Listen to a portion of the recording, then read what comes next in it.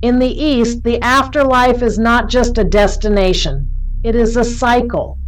Karma, judgment, purification, and reincarnation shape the journey of the soul. Today we explore 4 ancient worldviews: Hinduism, Buddhism, Chinese mythology, and the mysteries of Japan.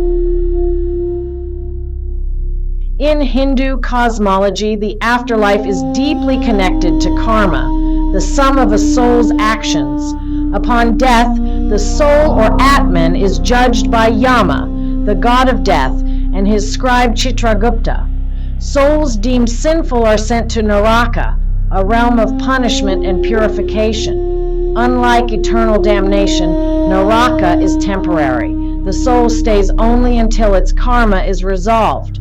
Hindu text describes 21 different Narakas, each suited to a specific sin. For example, Raurava, for liars and betrayers, where souls are tormented by serpents.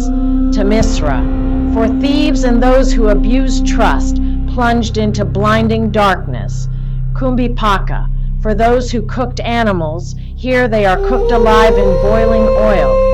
The Garuda Purana gives vivid details of Naraka's tortures, yet emphasizes that once cleansed, the soul can reincarnate and try again. This reinforces a key Hindu belief. Punishment is not vengeance, it's purification. Yama's role is not fearsome but just, maintaining the cosmic balance of Dharma.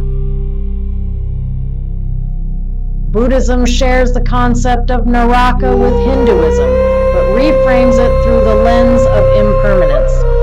Everything, even suffering, is temporary. Naraka is not a place where you're sent by a god. It's a state of existence born from one's own karma.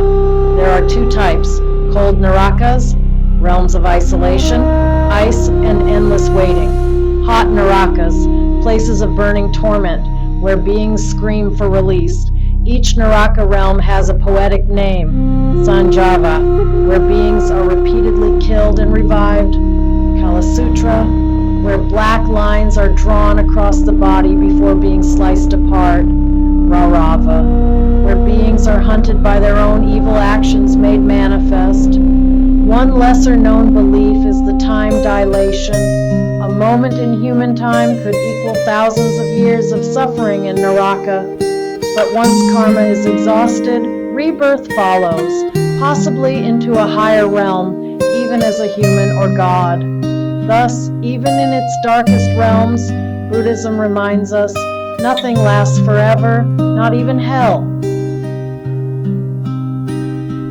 The Chinese underworld is Diyu, a sprawling bureaucratic maze of 10 courts and 18 levels of hell, overseen by King Yama, adopted from Indian myth.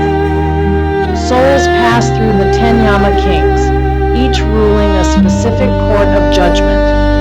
Their misdeeds are recorded in the book of life and death, and punishment is tailored accordingly. Tongue cutting for liars.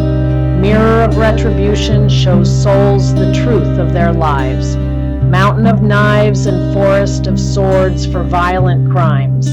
After completing punishment, souls drink Mengpo's soup of forgetfulness and are reincarnated, their memories wiped clean. In some stories, particularly Taoist ones, good souls go to heaven, while those who achieve balance may ascend to immortality. But most must face the wheel of rebirth. Diyu is as much a metaphor as it is a myth, reflecting the Confucian idea of order, responsibility, and the importance of living a righteous life. In Japan's Shinto tradition, the land of the dead is called Yomi no Kuni, or simply Yomi, a dark, shadowy mirror of the world above. According to the Kojiki, the oldest Japanese chronicle, the goddess Izanami died giving birth and descended to Yomi. Her husband Izanagi followed her, only to discover her corpse had rotted and was crawling with maggots. He fled in horror and sealed the entrance to Yomi with a giant boulder, symbolizing the boundary between life and death. Yomi is not a place of judgment or punishment, but of stagnation and decay. Once entered, the soul is tainted and cannot return unchanged. Over time, Buddhist beliefs mixed with Shinto, adding ideas of karma and rebirth. But the image of Yomi remained, an eerie ancestral place where the dead drift in silence. One lesser-known myth is that storms and earthquakes were believed to be caused by restless spirits from Yomi. Unlike the rigid judgment seen in the West, Eastern afterlives emphasize balance, karma, and reincarnation. Death is not the end, but a turning point, part of a greater cosmic rhythm. But what of the ancient Americas, where gods of death demanded blood, and the soul's journey lasted years?